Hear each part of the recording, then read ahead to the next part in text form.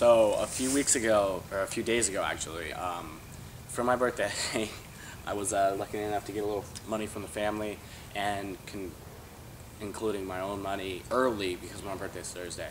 So I could pick up this new bike that I've been thinking about for a really long time. It's a 2012, flat black of course, Demo 8.1. For the component spec, I'm pretty stoked on it. This is my first impression on it. I don't have a full, I don't have a full review ready yet because I've only ridden it on the street for a few days and then up in the hills only one day. So, down to the component, we'll start at the bottom with the tires. I'm a big fan of the Butcher. I have them actually spec'd on my dirt jump bike because I've been riding downhill on my dirt jump bike for a while, and I really think they're pretty good. One thing I would change is they're a little soft on the side knobs, and so that causes, yes, a lot of grip, but a lot of unpredictability, and so you'll have a lot of uncontrolled breakaway, which isn't bad because around here you can't carry a lot of speed around the trails to have that problem, but it's still nice to know what your tires are doing. The wheels, haven't had a problem yet, haven't had enough time to really sort those out, really. I've heard good things about these Robles. They don't seem to be like a problem. They're pretty stiff. This bike only has a few rides on it, so candid to use, and they're still pretty stiff, so I think they should be fine. They're better than the wheels that came stock on my P1, of course.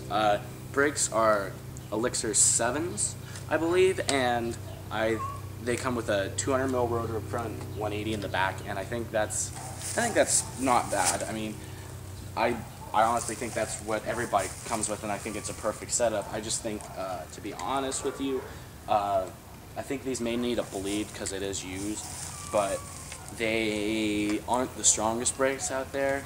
But the brake feel you get from them is probably unmatched, and the ergonomics of the lever is pretty awesome. I must say, the way the lever feels in your hand is perfect. Down to the suspension, the big stuff. The suspension, don't drop my bike.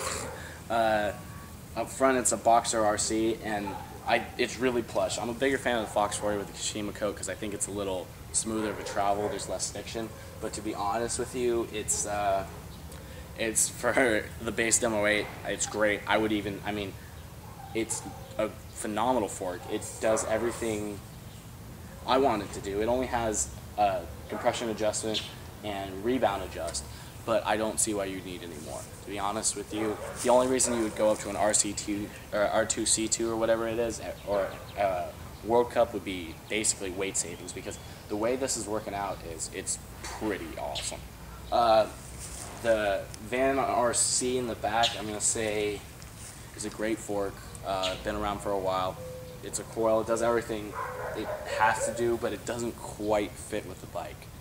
The whole frame design was designed around the Vivid, basically, because Sam Hill is on Monster Energy Specialized, and this bike is basically Sam Hill's bike, because he was the whole inspiration behind all of it. And this Van RC is just a little out of place on it. I do think it does its job just fine, but it's just it just feels a little out of place. But other than that, it's fine. The only reason I would change to a Vivid would be I would change to a Vivid Air for weight savings, really, and that's it. Then we go to the parts, small parts. Cranks are pretty stiff. Hadn't had any problems with them yet, so I couldn't really tell you if they're good or bad. They're Truvado Descendants, and I think they're pretty good. Stock bars aren't my favorite. I usually go a little wider. They're 750s, and they don't have the back sweep and rise I like. So I put my purple Chromags on here. My Fubars OSXs and the 760 mil.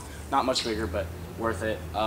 Grips, Specialized doesn't really quite get grips right. I'm probably gonna get some ruffians today, to be honest with you guys.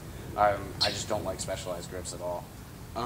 And I mean, the bolts stripped on them the second I tried to turn it, and these are brand new grips, and they're already falling apart. So I'm not that stoked on them. Pedals, Specialized doesn't always get pedals right. These aren't the most awesome grip-wise, but they're pretty light and they have a lot of ground clearance. And they're not an issue if I'm wearing my 510s, my Sandhill 510s, which grip pretty well on any pedal, but I still would rather put my Candy Component group pedals on. The seat was okay. The seat was actually better than the seat I have on here, but I put my seat from my Specialized P1 on there just because I like that seat. Little emotional attachment. Other than that, that's all the parts. The frame is crazy stiff. To be honest with you, it's literally like the 150 mil rear end. You could be slamming through rocks, turning, and you wouldn't feel any flex from it. The head angle is so stiff, you just lean in and it turns. Everything's really stiff. The geometry is dialed. I thought about getting a, what's it called? A Kona Operator or a DaVinci Wilson, because they're the only other bikes that have similar geometry, and I've had time on the Operator and I've had time on the Session. But I chose the Demo because of its closeness. You know, I can get any warranty issue cleared up at any of my local bike shops, which is pretty cool. And it's been backed by one of the greatest race teams ever. And the DaVinci is great, but there was no bikes near the area, and the Kona, there's no bikes near the area. So it came down to this Demo in Costa Mesa, which is pretty cool. Noises outside, don't worry. And so geometry-wise, perfect. 64-degree add angle, slack as you want to go, perfect. It's nice middle place. Bottom bracket is pretty low, and it helps with cornering, and the chainstay length is perfect. I'm going to do a full review on it, on how I feel about it after I get home from Mammoth, and that should be a better review. I'll probably commentate over some riding footage, so that should be pretty good. All right. So if you have any questions about it, just comment on the video, or just send me a message, and I can tell you anything about the bike, any mechanical things, anything to watch out for. Alright, so now the review's over, I'm going to go to Mammoth, like I said, and all that stuff. I'm going to do a full review. What I plan on doing today is putting new pedals on, dropping the stem, and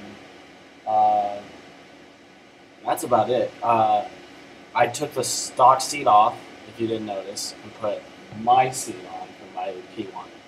That's not going to help you at all. Don't do that. It's just a thing right now. So any upgrades I have on this bike right now are truly personal preference.